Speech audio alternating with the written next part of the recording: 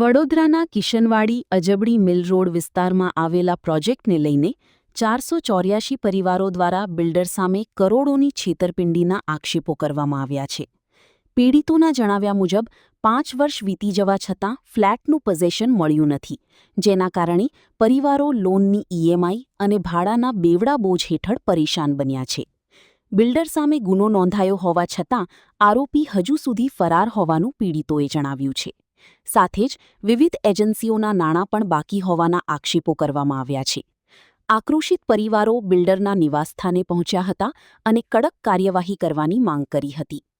પીડિતોએ police કમિશનરને રજૂઆત કરીને આરોપીની તાત્કાલિક ધરપકડ માટે સ્પેશિયલ ઇન્વેસ્ટિગેશન ટીમ બનાવવાની માંગ કરી છે.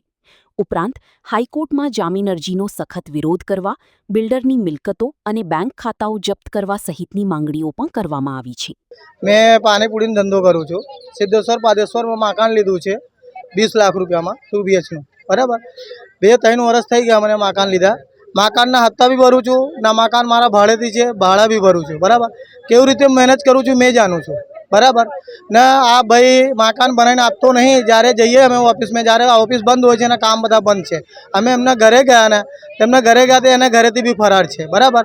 અમારું માંગણી એક જ છે કે અમને વહેલું જેમ બને અમને મકાન મળે, અમને ન્યાય જોઈએ, ને અમને પૈસા પાછા.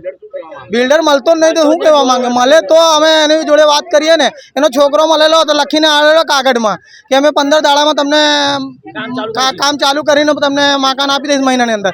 અને એ કાલે ગયા એમના ઘરે તો બી નહીં મળ્યા, કામ બી નહીં ચાલુ છે, ઓફિસ બંધ છે, ઓફિસમાં લોક છે. આ જો આ બાનાકટનું છે, આ બાનાકટ છે મારા બાજુમાં છે, જો એના દસ્તાવેજ થઈ ગયા છે, 3-4 મહિના થઈ ગયા. મારા છે ને અસનધારાના બી પૈસા જમા થઈ ગયા, 8 મહિના થઈ ગયા. અસનધારા બનીને આવી ગયા છે પણ દસ્તાવેજ નહીં થયા મારા.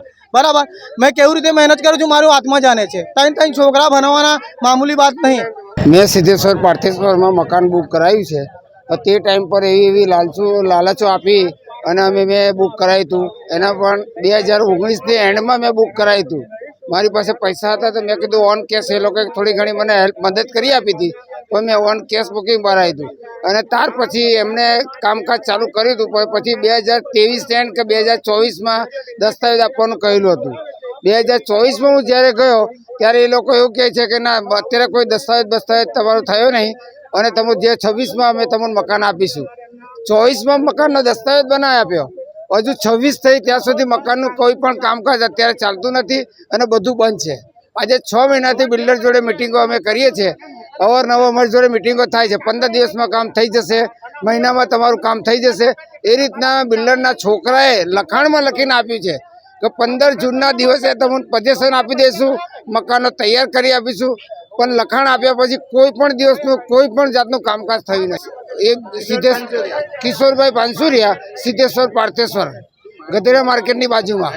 આજે પોલીસ કમિશનર કને અમે આયોજન પત્ર અમે આપવા આવ્યા છે અને કાલે અમે જનરલ મિટિંગ કરીને એમના મકાન પર પણ અમે જઈને આવ્યા છે, કારણ કે ત્યાં ઓફિસ હતી તે પણ બંધ થઈ ગઈ છે. સિદ્ધેશ્વર પાટેશ્વરમાં અમારું મકાન છે. મકાન આલો યા તો અમારા પૈસા આલો. પૈસા અમને જોવે છે. મકાન ના હોય તો પૈસા આલે અમને. અમે 13,51,000 નોંધાયેલું, અડધા બેંક વાળા તો બધા ચૂકવી દીધા છે અને મારા પૈસા બીજા એ બિલ્ડર પાસે છે. હપ્તા ચાલુ છે.